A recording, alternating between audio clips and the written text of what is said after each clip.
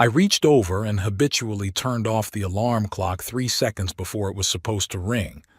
4 hours and 30 minutes in the morning.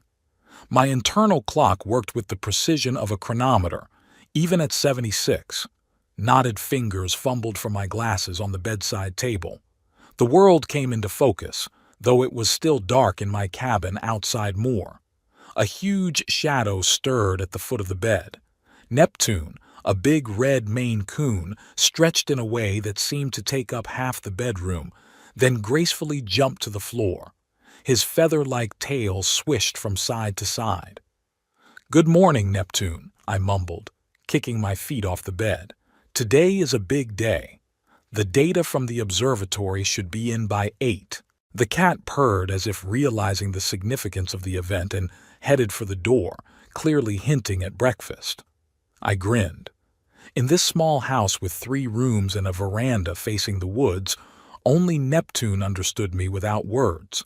I threw on an old plaid robe over my pajamas and shuffled into the tiny kitchen. I knew how to make exactly 3 dishes: scrambled eggs, oatmeal, and cheese on toast. Today was oatmeal day. The stove clicked on and the gas flame lit up the kitchen with a bluish light. Neptune jumped into a chair, watching my actions with an expression of scientific interest. "You know," I said, stirring my porridge, "today you and I can make a breakthrough in understanding the nature of dark matter. The observatory has been collecting data for 3 weeks at my request. If my hypothesis is correct, anomalies in the radiation background of quasars will confirm the new model." Neptune blinked his amber eyes and gave a long meow. "Yes, I'm worried too," I nodded, as if I'd heard the question. Breakfast passed in the usual silence. Neptune got his portion of premium food with turkey chunks, and I got a bowl of oatmeal with honey and a cup of strong tea. I never drank coffee. After 60, it gave me migraines, and mental clarity was too important for work. After breakfast was a daily ritual. I showered, carefully shaved my cheeks and chin, leaving only a neat gray mustache. I combed my thinning hair and put on a fresh shirt. I always worked in a shirt, even at home, even if no one but Neptune could appreciate it. "Math demands respect," I liked to repeat to my students when I was still teaching at the university. My office occupied the largest room in the house. The walls were hung with graphs and printouts of formulas, and on a massive oak desk stood a computer with 2 large monitors. No pictures of the family, just a portrait of Einstein and a picture of Stephen Hawking taken at a conference in Cambridge 20 years ago. Back then, young me had the honor of asking the great physicist a question and receiving an approving nod. I turned on my computer and, while the system booted up, walked over to the window. The sun was just beginning to rise over the treetops. I loved this moment, the wee hours of the morning, when the world was still asleep and my mind was working with maximum clarity. In the distance, I could see the first lights of Moore, the small town where I'd spent most of my life. Somewhere there, in an apartment on the 3rd floor of a brick building on Oak Street, lived my son Hugh and his wife, Tamsin, and their 2 children, 15-year-old George and 12-year-old Ashton. The computer hummed softly and I returned to the desk. Neptune had already settled into his favorite chair in the corner of the room. The usual morning work began, checking email, looking at the latest publications in scientific journals, adjusting calculations for the current article. That day, I was working on an article about quantum fluctuations in the superdense regions of outer space. The theory I had been developing for the past 3 years suggested that dark matter could affect the quantum entanglement of elementary particles in a special way. If my calculations were correct, this could explain some of the anomalies observed in galactic clusters.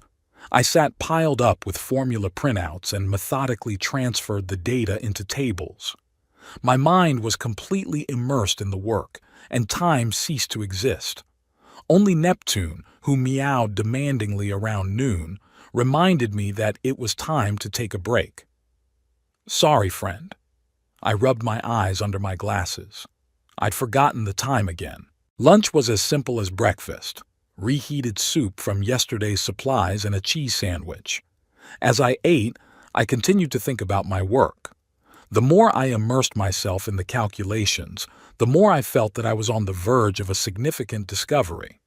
My theory didn't just explain observed phenomena, it predicted new ones that could be tested experimentally. After lunch, I went back to work. Around 3 o'clock in the afternoon, the silence of the house was broken by a telephone call. The old landline trilled, causing Neptune to twitch his ear in frustration. "Professor Aldrich here," I answered it habitually, though I had been retired for 5 years. "Dad, it's Hugh." The voice in the receiver sounded a little impatient.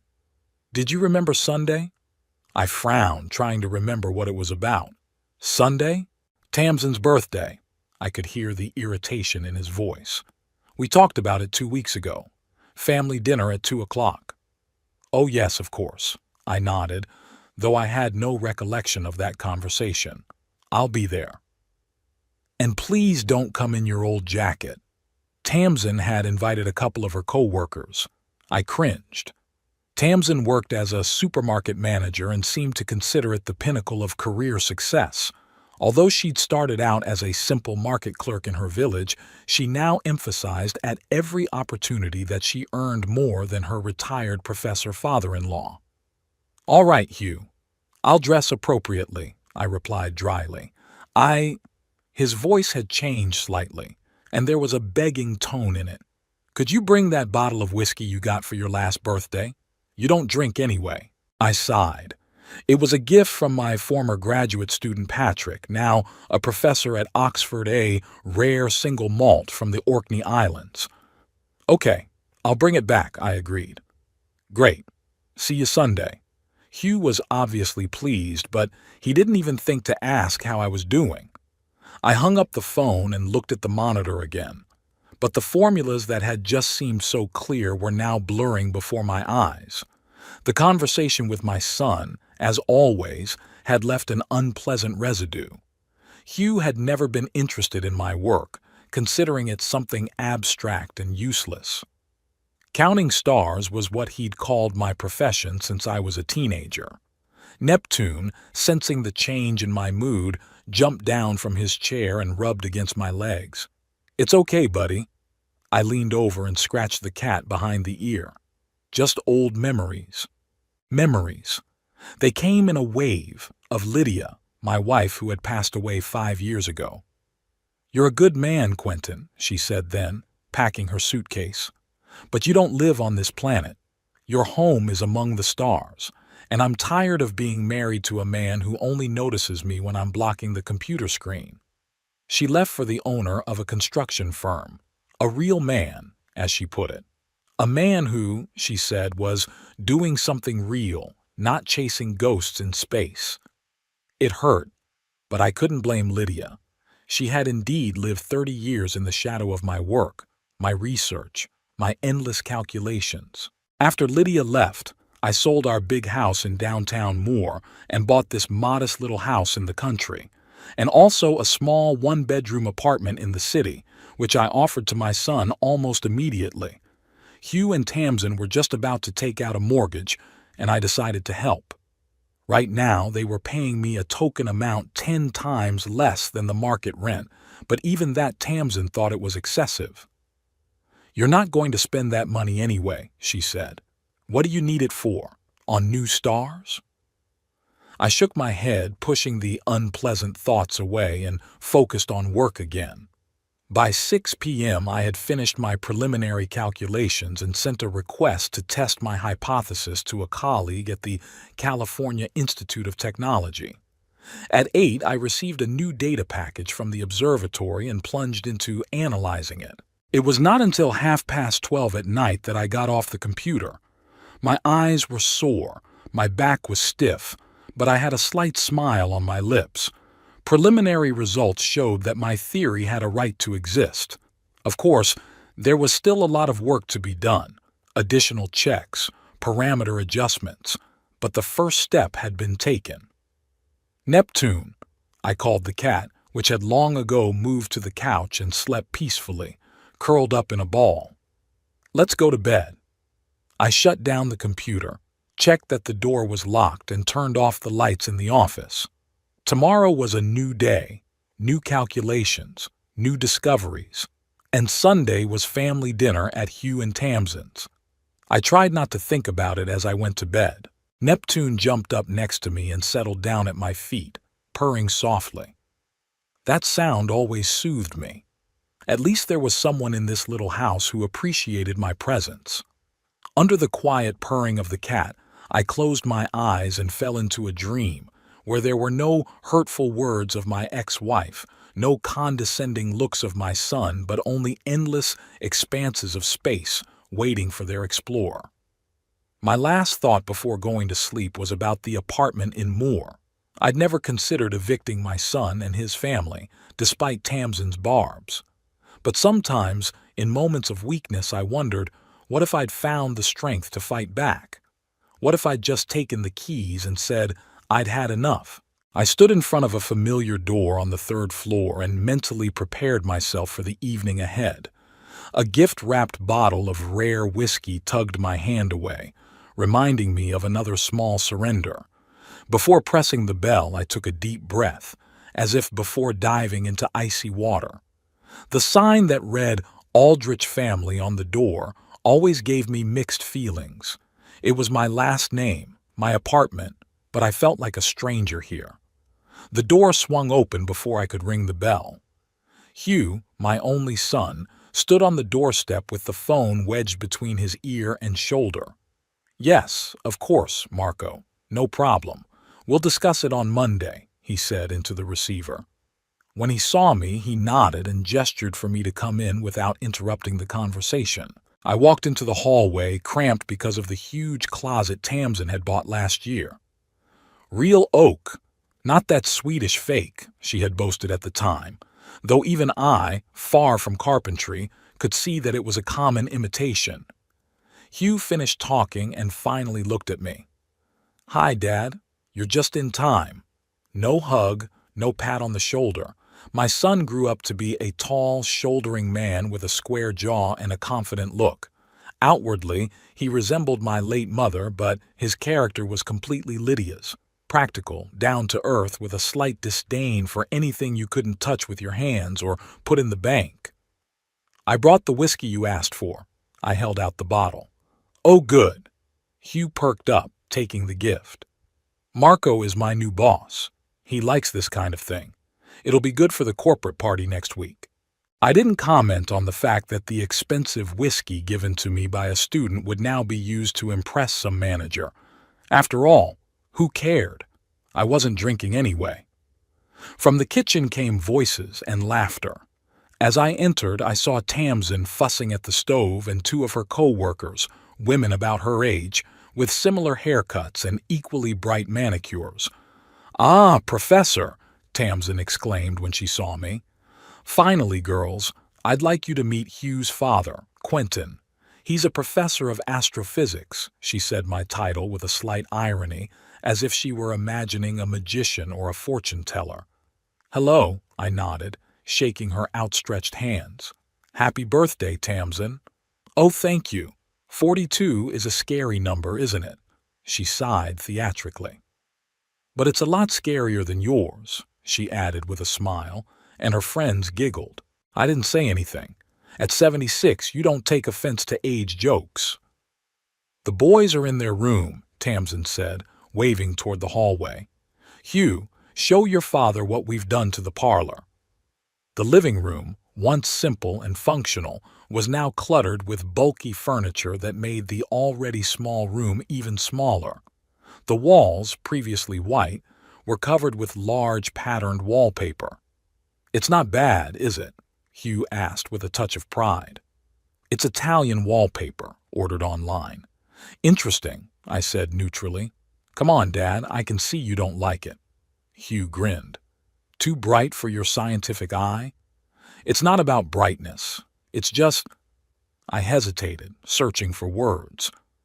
In a small room, a large pattern can make it feel cramped. "It's the latest trend," Hugh said. Tamsin had consulted with a designer from their network office. I nodded, deciding not to continue this pointless argument. After all, although I technically owned the apartment, they lived there.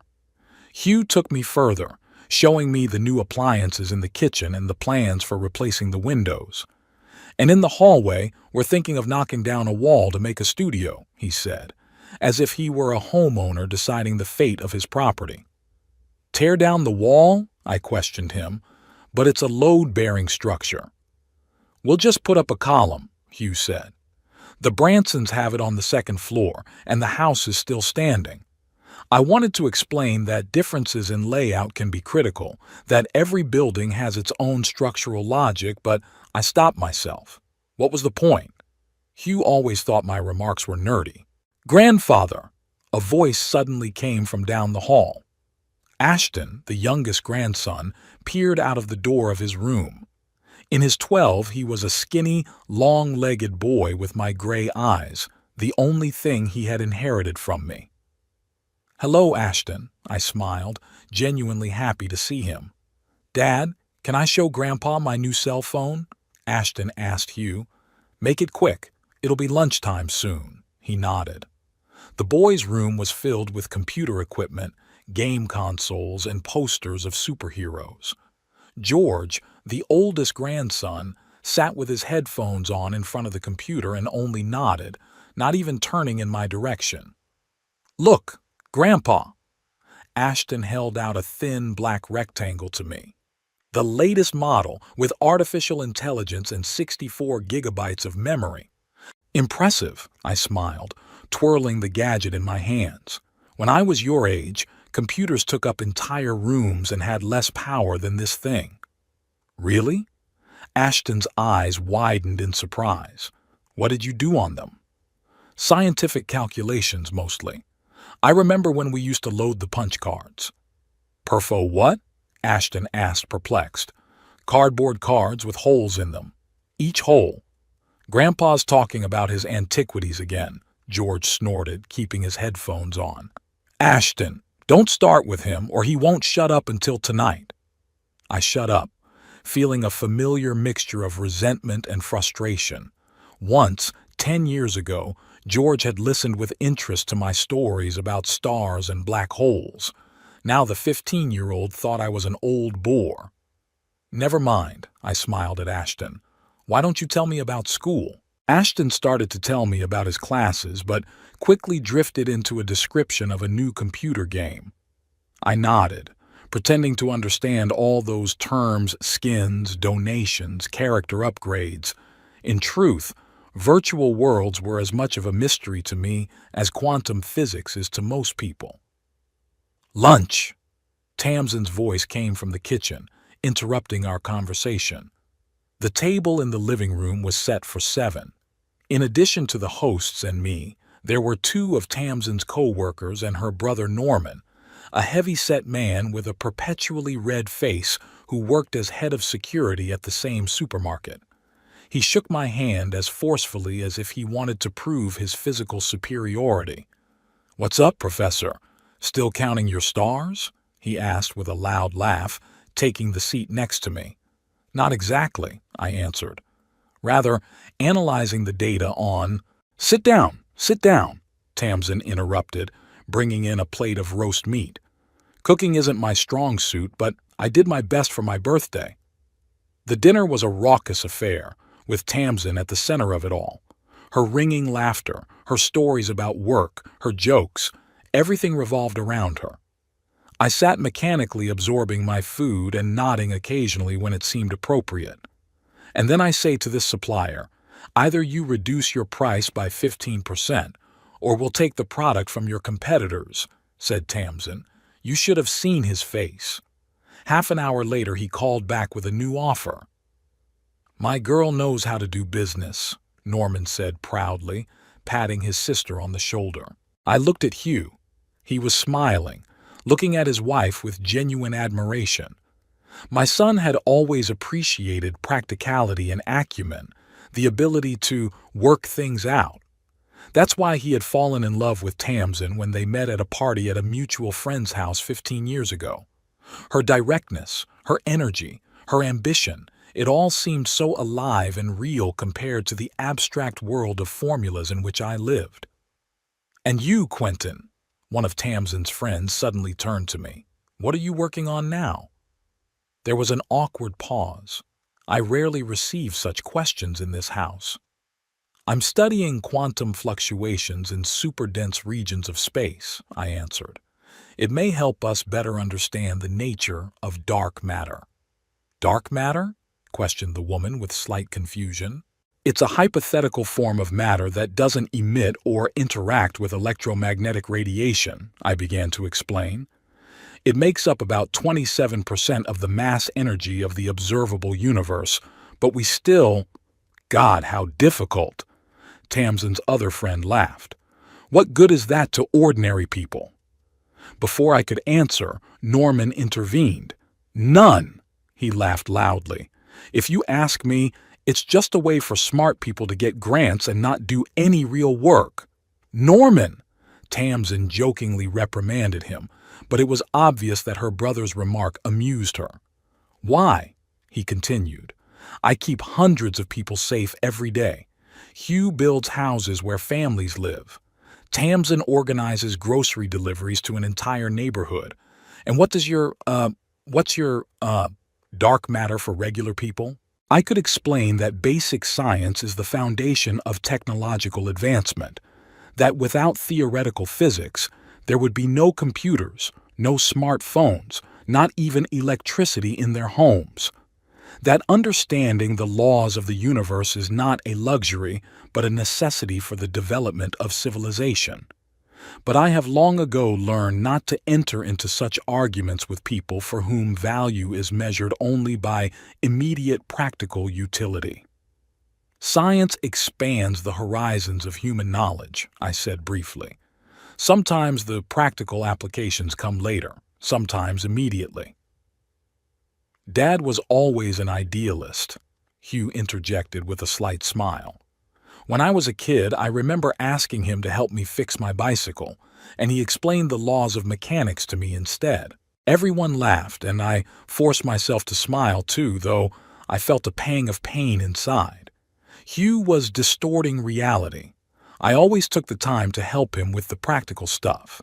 Yes, I explained the operating principles, but I never refused to help. After the main course, Tamsin brought out a large cake and everyone sang "Happy Birthday." I joined in, trying not to fake it.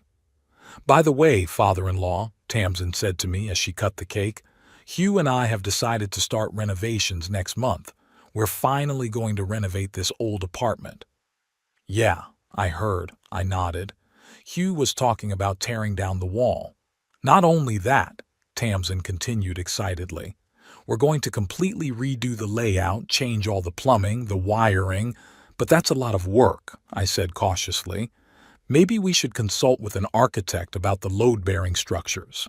"Come on, Dad," Hugh dismissed me. "I talked to the guys at work and they explained everything. We can do it ourselves, so why waste money on some consultants?" "Besides," Tamsin added, handing me a plate of cake, "it's not like we need your permission. We live here, so it's up to us." I froze with fork in hand. Technically, I owned the apartment. I rented it out to my son and daughter-in-law for a nominal fee, well below market value. Of course, I never intended to evict them or sell the place, but I still had the formal right to dispose of the property. "Legally, it's my property," I said quietly. "Any structural changes would have to be approved by the owner." There was an awkward silence around the table. Tamsin and Hugh exchanged glances. "Oh, here we go," Tamsin snorted. "Every time we want to change something, you bring up your legal rights. And when we have to fix the roof or replace the pipes, it's our problem." "I paid for the roof last year," I reminded him. "Because that's your responsibility as an owner," Tamsin countered. "You get rent from us." "Receive" was a gross exaggeration. The amount they deposited into my account each month barely covered the utilities. "I think we can work something out," I said conciliatorily. "I'd just like to see the work plan to make sure it's safe." "A work plan?" Tamsin mocked. rolling her eyes. "You always make everything so complicated. The world isn't about formulas and plans, Professor. Sometimes you just have to act, not calculate every step." "Exactly," said Norman.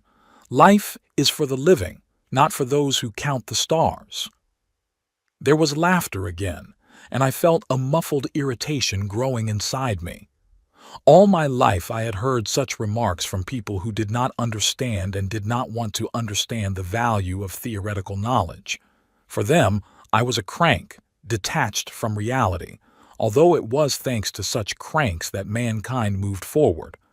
"Well, enough business," Hugh intervened, obviously trying to lighten the mood. "Let's drink to the birthday girl." Everyone raised their glasses. I had a glass of apple juice. I hadn't had alcohol in years because of my blood pressure problems. The rest of the evening passed in conversations about work, about some common acquaintances, about vacation plans. I was mostly silent, occasionally inserting polite comments.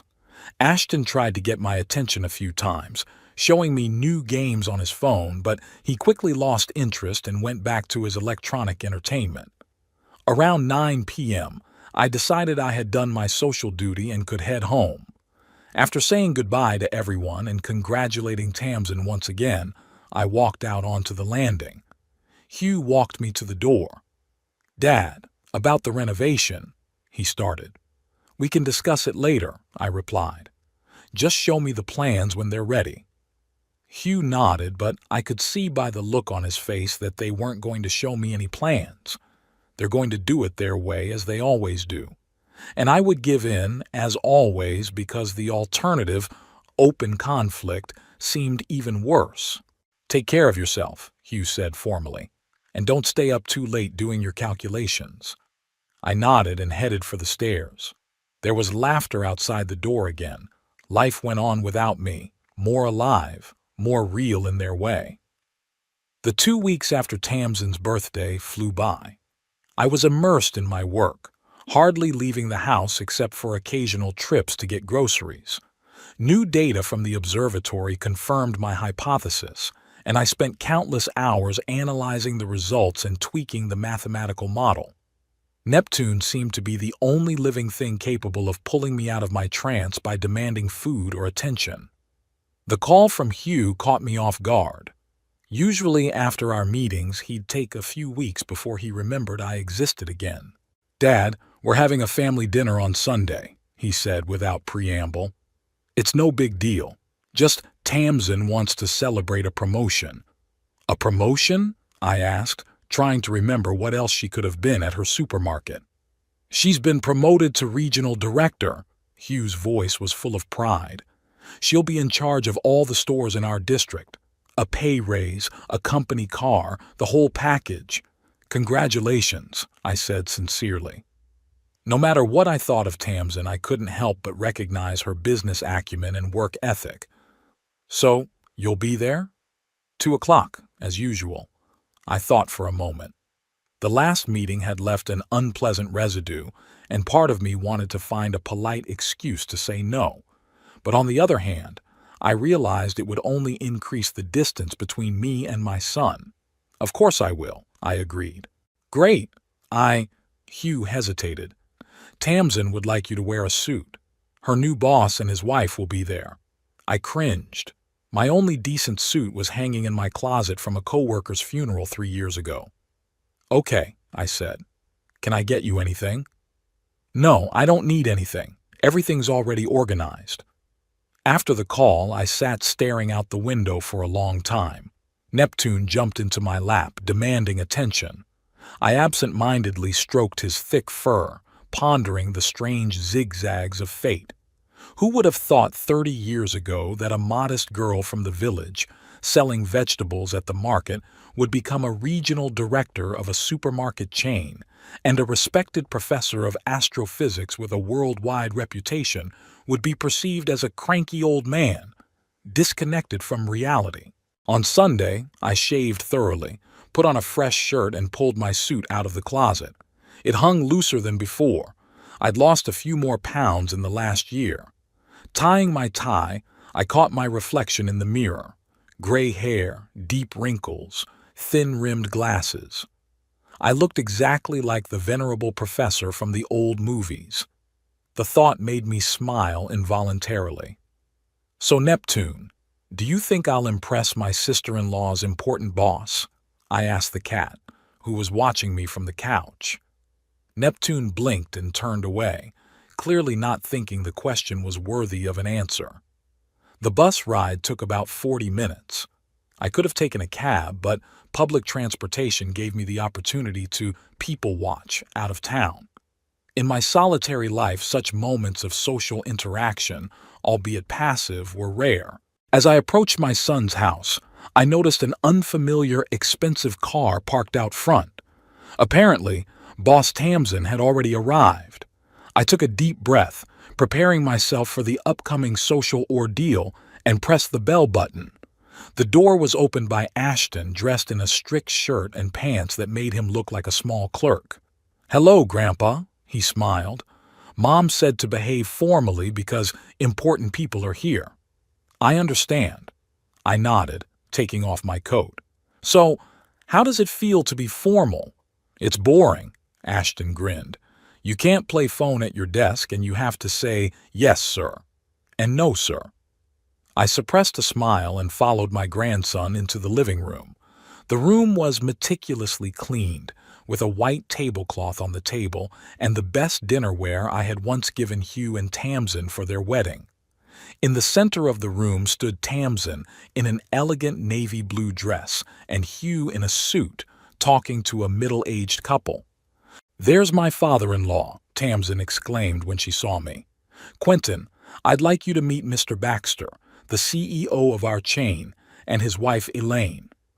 I shook hands with a tall man with a shrewd eye and nodded easily to his wife, an elegant woman with impeccable hair. "Pleased to meet you," I said. "Congratulations on your company's success." "Likewise, Professor," Mr. Baxter replied with mild interest. "Did Tamsin mention that you're a scientist?" "Astrophysicist," I nodded. "Retired now, but still doing research." "How interesting," Mrs. Baxter perked up. "I've always been intrigued by space. I recently read about black holes." "Oh, don't start questioning him," Tamsin interjected with a strained smile. "Otherwise we won't have dinner until tonight. The professor can talk for hours about his theories." I noticed Mrs. Baxter's face tense up a little at this impudence, but she smiled politely and said nothing. "George, Ashton, help your mother with the serving," Hugh commanded, and the boys went obediently into the kitchen. Dinner began in an atmosphere of strained formality. Tamsin bustled about, trying to impress the boss and his wife. She was serving gourmet food that she clearly hadn't prepared herself. I noticed the logo of a well-known catering service on one of the packages in the kitchen.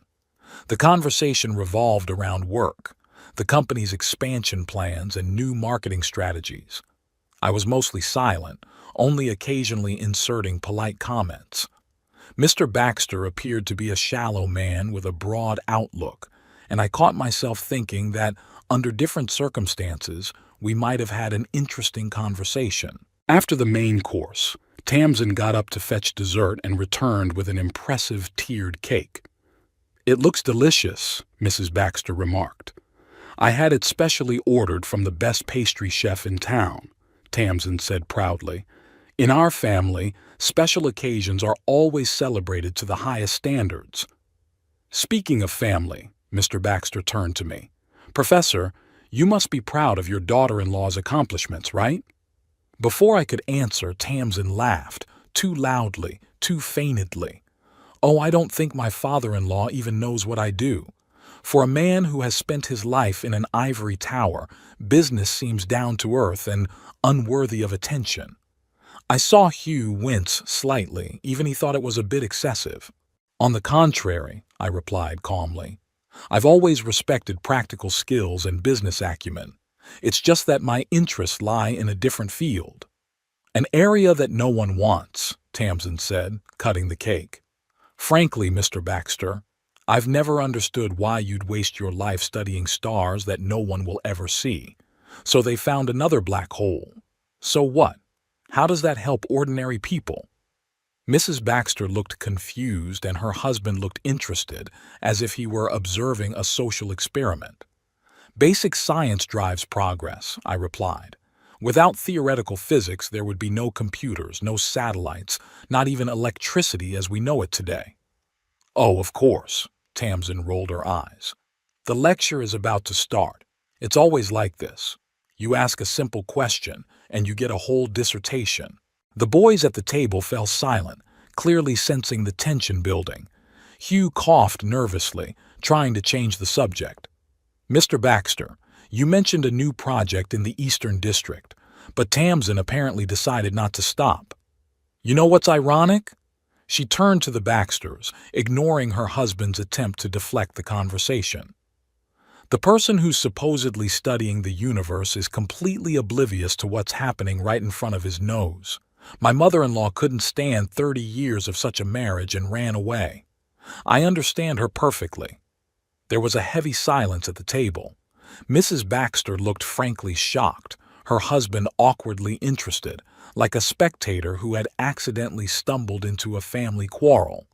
Hugh's face grew pale. Tamsin, he said quietly, perhaps we shouldn't. Why? She turned to her husband. I'm telling it like it is. Your father spent his life chasing ghosts in space, and as a result, he's alone.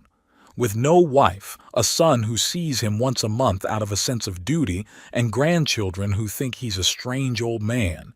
And now he sits in his cabin, talking to his cat and thinking he's making great discoveries that nobody wants. I stared at my plate, feeling every word hit like a physical blow. All my life I had tried not to react to such outbursts, considering them a sign of ignorance or misunderstanding. But now, in the presence of strangers, this stream of bile was especially humiliating. Basically, who is he? Tamsin continued, getting into a frenzy. Nobody. A man who has wasted his life on formulas and theories that no one understands and that no one wants. Even the apartment we live in, he bought not because of his stars, but because he inherited it from his parents.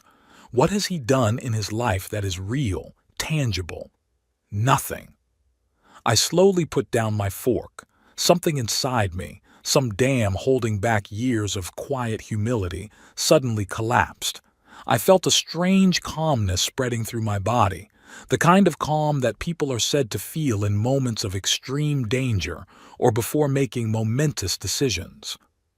You know, Tamsin, I said softly, but everyone at the table was instantly quiet. You're right about one thing.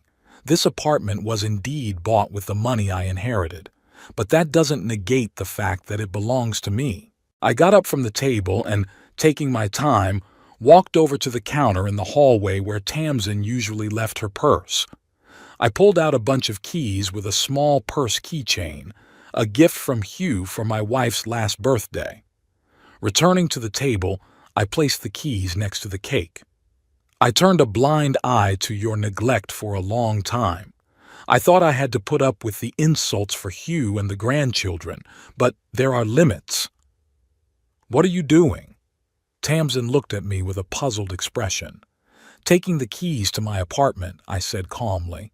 You have 30 days to vacate the premises.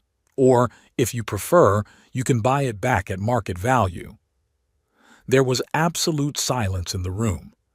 Tamsin sat with her mouth hanging open, clearly not believing her ears. Hugh looked as if he had been kicked in the butt. The boys looked from me to their parents in bewilderment. Dad, you can't, Hugh started. I can, I interrupted him firmly. Legally, it's my property, and I have every right to use it as I see fit. Good luck finding a new place to live. I turned to the Baxters, who looked completely stunned. I apologized for the scene. It was a pleasure to meet you. Tamsin finally found her voice. I want my keys back now. She jumped up, her face red with anger and humiliation. You have no right. I do. I calmly put the keys in my pocket. This house belongs to me. You only live here because I let you. Now I don't anymore. You can't kick us out. Tamsin went on a screaming rampage.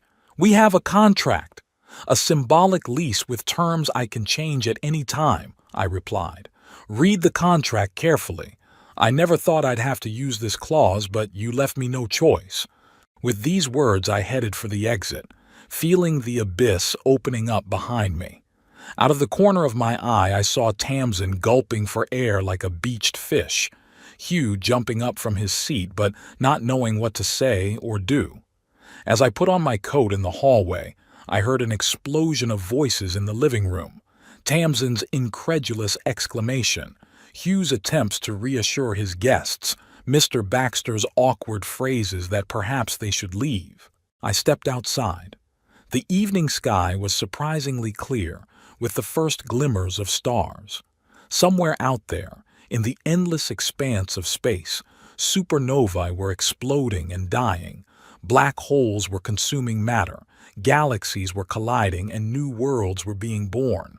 And here, on a small planet in a mediocre solar system, an elderly astrophysicist had just changed the orbit of his quiet life. And the consequences of that change were as unpredictable as quantum fluctuations in a singularity. I took a deep breath of the cold evening air and strolled toward the bus stop, feeling strangely light. For the first time in many years, I was not acting out of inertia, out of duty or habit, but out of an impulse coming from the very depths of my being.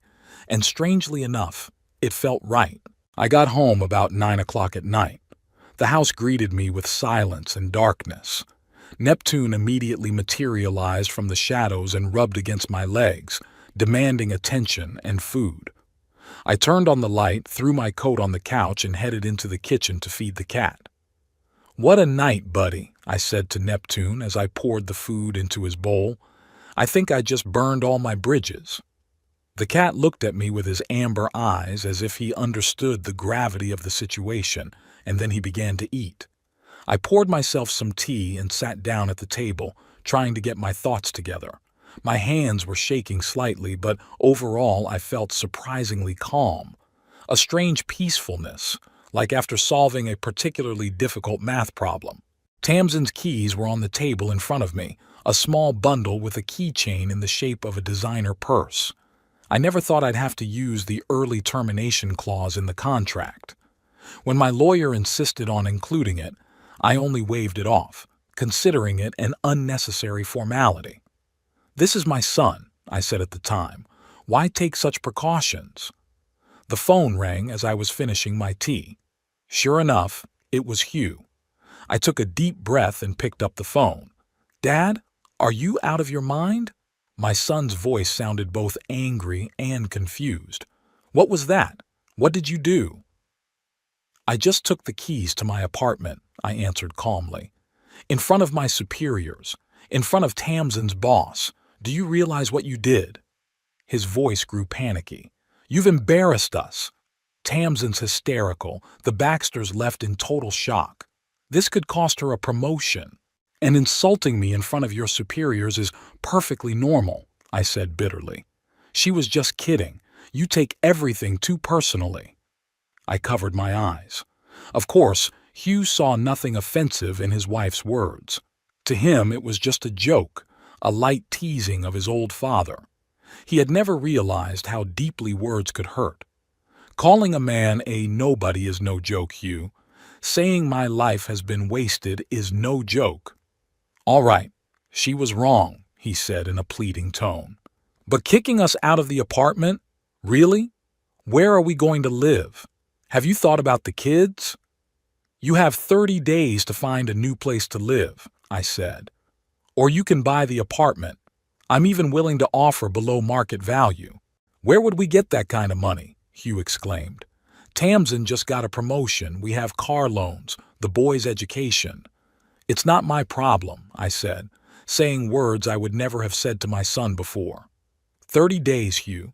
This is my final decision." "Dad, you can't do this to us. We're your family." "Family?"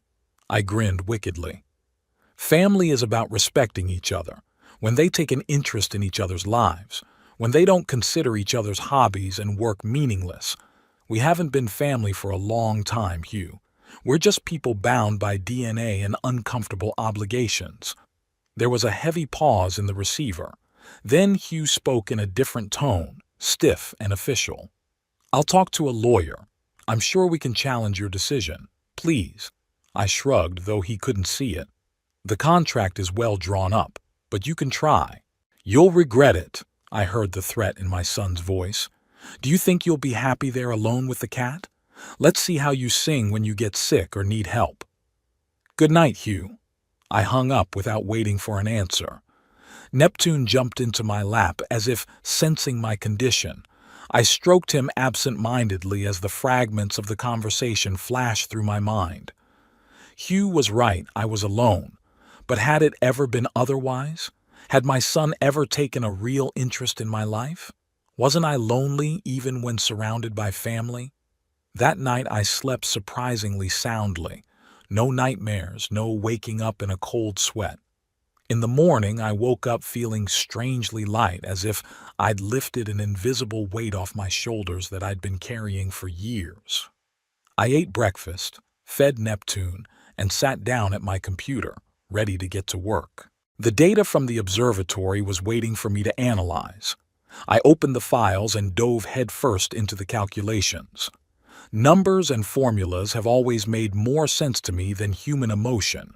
There's no room for resentment or misunderstanding in equations. They are either right or wrong. They have an honesty that is sorely lacking in human relationships. I worked for hours on end, forgetting about time and yesterday's conflict. My theory about the effect of dark matter on quantum entanglement was finding more and more support in the data I was receiving. If I was right, it could be a significant step forward in understanding the structure of the universe. The phone rang several times, but I didn't pick up. I knew it was either Hugh with new accusations or Tamsin with threats. What I needed now was clarity of thought, not emotional storms. Only toward evening, when my stomach reminded me of itself with an insistent rumbling, did I tear myself away from the computer and prepare a simple dinner of scrambled eggs and toast. Neptune waited patiently for his portion, sitting in the chair across from me and watching me with unblinking eyes. "You know," I said to the cat as I cut the omelet, "I think my calculations are right. If so, it might explain some of the anomalies in the relic radiation that no one has been able to explain before." Neptune blinked as if agreeing with my conclusions. "Also," I continued, "I feel different. It's like something's different inside. I don't know if it's good or bad, but—" My thoughts were interrupted by the doorbell. It was sharp, insistent. I tensed up. Visitors were rare in my secluded cottage in the country, especially uninvited ones. Looking out the window, I saw Hugh's car parked at the gate, so he decided to switch from phone threats to a personal visit. I sighed, preparing myself for an unpleasant conversation, and went to open the door. Hugh was standing there, tense and red-rimmed as if he'd been up all night. Behind him, I could see the silhouette of Tamsin in the car. "May I come in?" he asked without greeting.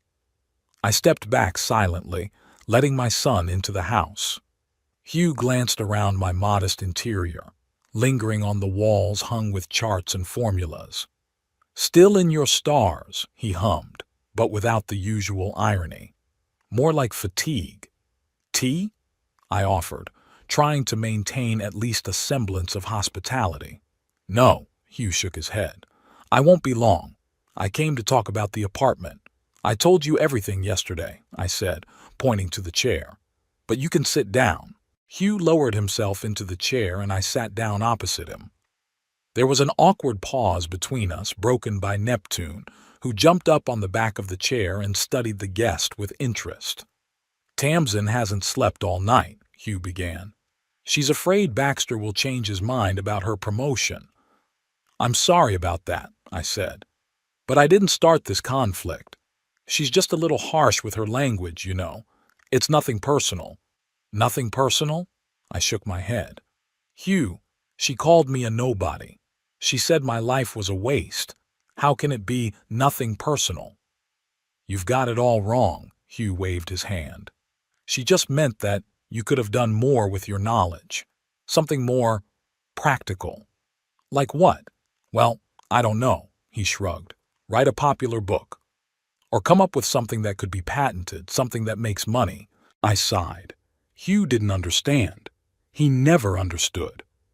Science doesn't always have to have immediate practical benefits. Sometimes it's important just to know, just to understand. When Einstein was working on the theory of relativity, he wasn't thinking about the GPS navigators that would be using his calculations a century later. You see, Hugh seized on my words, even Einstein's theory eventually produced something useful. But that wasn't his goal, I shook my head. He was trying to understand the workings of the universe. So was I. Hugh leaned back in his chair, clearly unwilling to continue the philosophical argument. Dad, let's get back to the point. We can't find a new place to live in 30 days. It's unrealistic, especially on our budget. What about buying an apartment? You know we can't afford it, he frowned, even with your discount. Well, I said, then we'll have to find a place to rent. Are you seriously ready to throw your own son out on the street? Your own grandchildren? I'll give you 30 days. It's not out on the street. Tamsin has a good salary, you have a steady job. You'll find somewhere to live. Hugh stepped forward, his eyes narrowed. You know what Tamsin said? That you've always been like this. Cold, calculating, self-centered. That Mom was right to leave. Those words hurt more than I expected. Lydia did accuse me of selfishness, of not being able to see beyond her formulas and theories, but I had always believed that my relationship with my son was different, that he, at least, understood me better. I gave you an education, I said quietly. I supported all your endeavors. I bought you the apartment you live in for a nominal fee, and you think I think only of myself. Yes, you gave money, Hugh nodded. But where were you when I really needed my father? When I was coming from school competitions? When I was having trouble with my friends? When I was trying to decide what I wanted to do with my life? You were always there. He pointed to the wall of formulas, in your stars and galaxies. I wanted to object, to say that I always made time for my son, that I helped him with his homework, that I took him to parks and museums. But something stopped me. Maybe there was some truth to Hugh's words. Maybe I really wasn't always there when I was needed. Yeah, I tried to be a good father, I said at last. You were a father who fulfilled responsibilities, Hugh replied. You provided, you taught, you gave advice, but you were never really with me. Always somewhere in your thoughts, in your theories. We sat in silence. Neptune jumped off the back of the chair and settled at my feet as if sensing my confusion. And yet, I said, pulling myself together, that doesn't excuse the way you and Tamsin have treated me all these years. The neglect, ridicule, completely ignoring my interests and accomplishments. You're right, Hugh agreed abruptly. We have been unfair, especially Tamsin. But you're not blameless either. Another pause. It was beginning to get dark outside the window. I kept the lights off and the room slowly faded into gloom. What do you want from me, Hugh? I asked bluntly. Do you want me to hand over the keys and everything to stay the same? I want you to give us more time. He looked me straight in the eye. At least 3 months. And I want you to think about what comes next. About our relationship, about your grandchildren. I thought about it. 3 months isn't that long. And Hugh's right. I need to think about the future. Whether I wanted to cut ties with my family completely or whether there was a chance to build something new and healthier. Okay. I nodded. 3 months. But on a condition. What's that? Hugh asked warily. Tamsin has to apologize. In person. And I want you to respect my boundaries. No repairs without my consent. No making fun of my work. And I want to see my grandchildren occasionally, not at noisy family dinners, but in a quiet environment. Hugh pondered my terms. I could see the struggle on his face. "About the apology," he began uncertainly. "It's out of the question," I said firmly. "Either Tamsin admits she was wrong, or you find a new place to live within 30 days. Hugh sighed. "I'll talk to her," he finally said. "But I can't promise she'll agree. You know her temper." "I do," I nodded, "and that's why I'm insisting." Hugh stood up, signaling that the conversation was over. "I'll call you tomorrow," he said, heading for the door. I walked him to the door. We stood across from each other, father and son, so similar on the outside and so different on the inside. Years of misunderstanding and resentment had created a gulf between us that was not easy to bridge. "You know," Hugh said, already gripping the doorknob, "despite everything, I'm proud of you. Your intelligence, your knowledge. I've just never understood why you couldn't use it for something closer to the earth." "And I've always been proud of you," I replied. "Your practicality, your ability to live in the real world. I just never understood why you couldn't accept that my world was different." Hugh nodded and walked out. I watched him get into his car as he and Tamsin talked briefly about something and then drove off, leaving behind puffs of dust on the dirt road. Back in the house, I turned on the light and sat down at the table. Neptune jumped into my lap, demanding attention. I stroked his thick fur, thinking about the conversation with my son. Maybe Hugh was right, and I hadn't always been a good father. Maybe I'd gotten too deep into my research, not noticing what was going on around me. But that didn't excuse the devaluing criticism to which my work, my interests, my whole life was subjected. And at the same time, something changed after our conversation. For the first time in years, we spoke honestly, without masks or the usual roles. Perhaps it was the first step towards real understanding. I went back to the computer, to my calculations and charts. Work had always been my refuge, my way of structuring a chaotic world.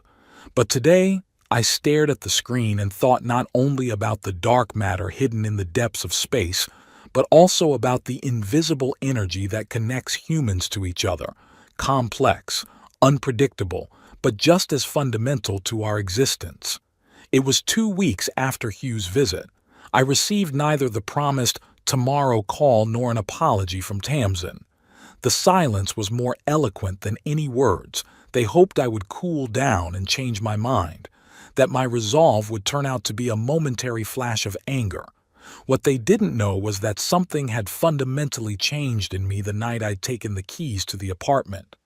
It was as if there was a new constant in the equation of my life: self-respect.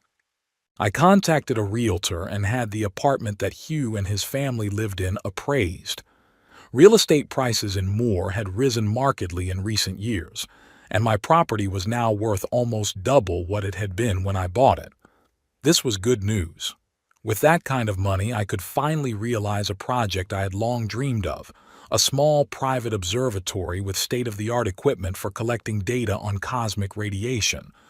The realtor, an energetic middle-aged woman named Paige Taft, was surprised to learn that the apartment was being rented to my son. "And you still want to sell it?" she asked me over the phone. "Yes," I replied firmly. "I've already notified the tenants. They have another month and a half to find a new place to live." Paige paused, obviously considering whether to pry into her client's family affairs. "Well, that's your right," she said finally. "It's in a good neighborhood, and it shouldn't be hard to find a buyer, but I'll need to see it." "Of course," I agreed. "I'll let my son know." The conversation with Hugh was short and tense. He took the news of the sale as a betrayal, even though I had given him the opportunity to buy the apartment below market value. "Would you really do that?" I could hear the distrust in his voice. "Put us out on the street?" "I'm giving you plenty of time to find a new place to live," I replied calmly, "and you can always buy the apartment back." "You know we can't afford it," Hugh was almost shouting. "Even with your discount, we don't have that kind of money." "Then you'll have to look for another option." There was a heavy pause. "Tamsin was right," Hugh said at last. You've always thought only of yourself. That's not true, I countered. I've thought about you most of my life, even this apartment I bought for you. But I was tired of being disrespected, tired of my work, my interests, my whole life being considered something frivolous and useless. It's just an apartment, Dad. There was desperation in Hugh's voice. The walls and the ceiling. How can you put it above your family? It's not about the apartment, I said quietly. It's about dignity. It's about respect. When Tamsin is ready to apologize, really, truly, sincerely, then we can talk more. Hugh hung up without saying goodbye. 3 days later, Paige inspected the apartment and began preparing for the sale. Hugh was cold and officious during the inspection. Tamsin defiantly left the house. The boys sat in their room, coming out only to nod grimly at me when they met. Nice apartment, Paige said as we stepped outside. It would be worth even more with a good renovation. But, she hesitated, are you sure you want to sell it? Your son looks, I'm sure, I interrupted. Just do your job. The next 2 weeks were spent preparing the apartment for sale and working on my research paper. The observatory data supported my hypothesis, and I was fully immersed in analyzing the results. Neptune seemed to approve of my scientific endeavors, sitting next to me on the desk for hours, watching my hands on the keyboard. I hadn't heard from Hugh. I tried to call several times to see how the search for a new home was going, but he didn't pick up. I began to worry about my grandchildren, how they were processing this conflict, what they were being told about me. But what could I do? I couldn't back down, swallow another humiliation, and go back to being a comfortable, uncomplaining old man who tolerates any treatment for the sake of family peace. The unexpected knock on the door came around 2 o'clock on Saturday afternoon. I was working on the final part of the article and was not expecting visitors. When I opened the door, I was surprised to find my youngest grandson, Ashton, on the doorstep. The 12-year-old stood, shuffling from foot to foot with his backpack over his shoulders. Ashton, what are you doing here? Do your parents know you're here? Hi, Grandpa. He smiled weakly. No, I said I was going to a friend's house. I took the bus here. I let my grandson into the house, feeling a mixture of joy at his visit and worry about Hugh and Tamsin's possible reaction. You have to call your parents, I said firmly. They'll be worried. Later, Ashton walked into the living room and looked around curiously. This place is cool, especially the cat. Neptune, as if he knew it was him, strode majestically over to the boy and began sniffing his sneakers. His name is Neptune, I said. He's pretty friendly if he likes you. How's the planet?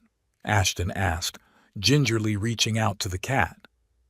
Yeah, like a planet, I smiled, surprised by his interest.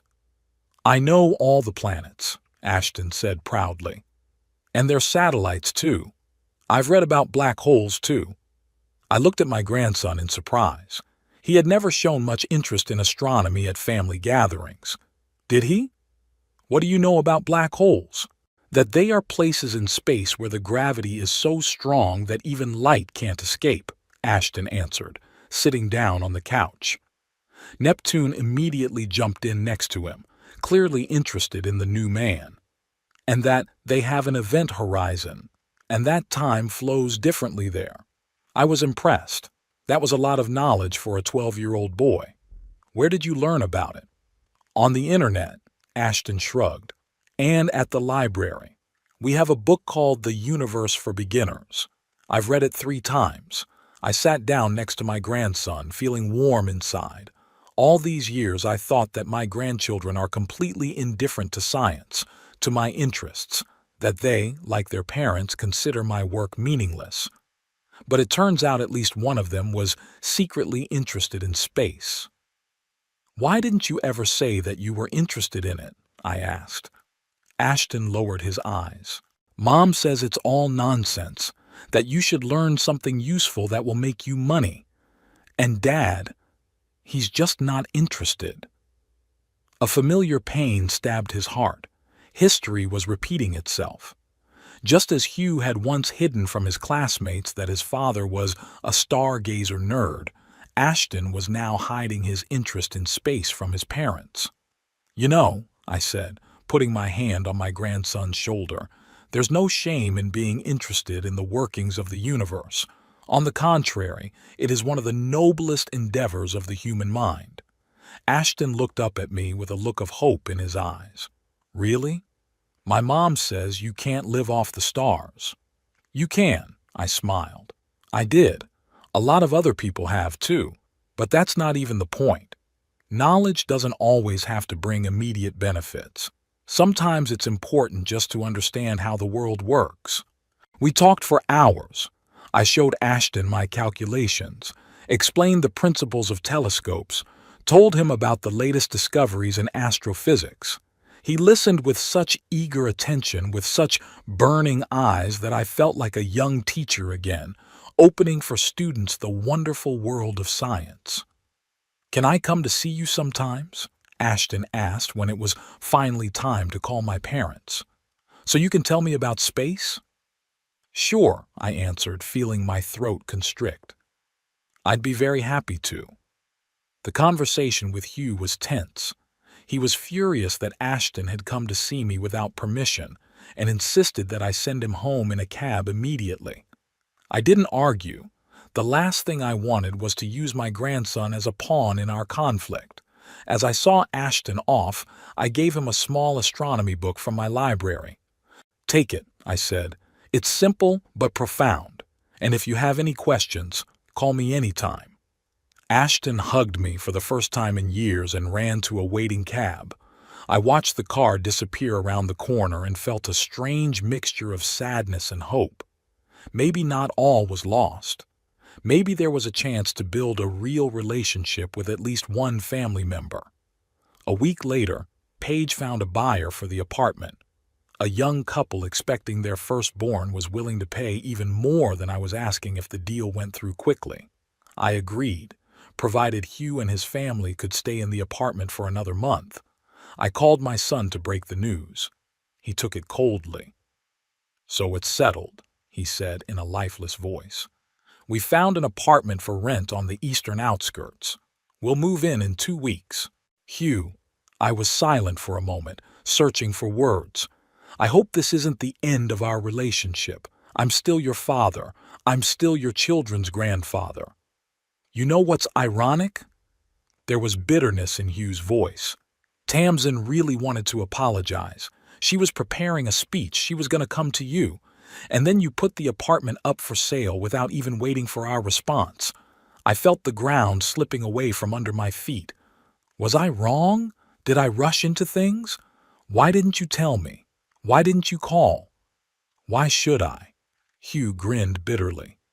"You made it clear that your apartment was more important than your family. Well, now it will belong to strangers. Congratulations." He hung up, leaving me confused. I didn't know whether to believe what he said about Tamsin's willingness to apologize. In all my years, I'd never once seen her admit she was wrong or regret what she'd said. But what if this time was different? What if I'd missed my chance for reconciliation? But it was too late. The sale of the apartment was almost finalized. The documents were signed.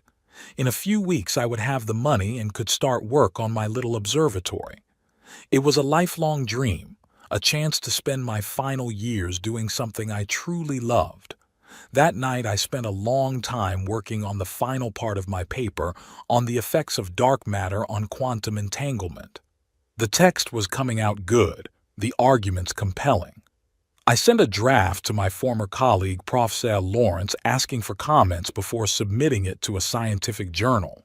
A few days later, when I had already made edits to Lawrence's comments and sent the paper to the editor, I received an unexpected phone call. The number was unidentifiable, and it was with some apprehension that I picked up the phone. "Professor Aldrich?" It was an unfamiliar male voice. "This is Dr. Evans of the American Astronomical Society. I'm calling about your recent paper on quantum fluctuations in superdense matter. I'm tense. How would they know about my work? The paper hasn't even been peer-reviewed yet. Yeah, that's me. What can I do for you? Professor Lawrence sent us your draft, Dr. Evans explained. I hope you don't mind. The point is that your theory can explain some of the anomalies that we observed in the data from the new telescope. We'd like to invite you to speak at a conference next month. I was stunned. After so many years of working in relative isolation after retirement and estrangement from the academic community, this kind of recognition. It's a great honor, I finally said. Of course I'll come. After the call, I sat still for a long time, contemplating what had happened. Neptune jumped into my lap, demanding attention. I absent-mindedly stroked him, trying to realize that my work, my useless formulas, as Tamsin called them, might have real meaning for science. My gaze fell on a small, framed photograph standing on the edge of the table. The only family photo I had left in view was Hugh with his wife and children against the sea, taken a few years ago during their vacation. They were smiling at the camera, happy, carefree. I hadn't been with them on that trip. I cited work, though really I just felt superfluous. I took the picture in my hands. Despite all the conflicts, all the resentments, this was my family. Not perfect, not always understanding, but mine. And suddenly I realized I didn't want to lose them completely. I decided to call Hugh the next day, tell him I wanted to meet, to talk. Maybe it wasn't too late to find a compromise, to build a new relationship based on mutual respect. I could help them with the down payment on their own place. Not to give them an apartment, but to give them the opportunity to become truly independent. And I could also spend more time with Ashton, encourage his interest in science. Maybe someday he'll follow in my footsteps, or maybe he'd choose a different path as long as it was his own choice, not someone else's idea of usefulness or practicality. The phone rang again. This time I recognized the number. It was Ashton. "Grandpa," his voice sounded excited. "I got an A on my paper about black holes. The teacher said I knew more than what the textbook said." I smiled, feeling warmth spreading through my chest. "Congratulations. I'm very proud of you." "It's because of your book," Ashton said. "Dad said I could come over on Saturday if that's okay. He's bringing me himself." "Hugh's bringing you?" That was unexpected. Perhaps not all the bridges have been burned? "Of course. I'd be delighted," I replied. "Maybe we'll even look at the stars. I have a small telescope." "Cool," Ashton exclaimed. "See you Saturday, Grandpa." I hung up the phone, feeling strangely peaceful. Life went on, despite all the conflicts and disappointments. I had finally learned to assert my dignity, but I also didn't want to cut ties with my family. Perhaps that was the balance I had been missing all these years. Neptune purred in my lap as dusk slowly descended outside my window. The stars, my eternal companions, were beginning to show through in the darkening sky. Somewhere out there, in the vast expanse of space, the processes that I had been trying to understand all my life continued to take place. And here, on Earth, in my own life, changes were also taking place, perhaps no less significant and certainly no less complex.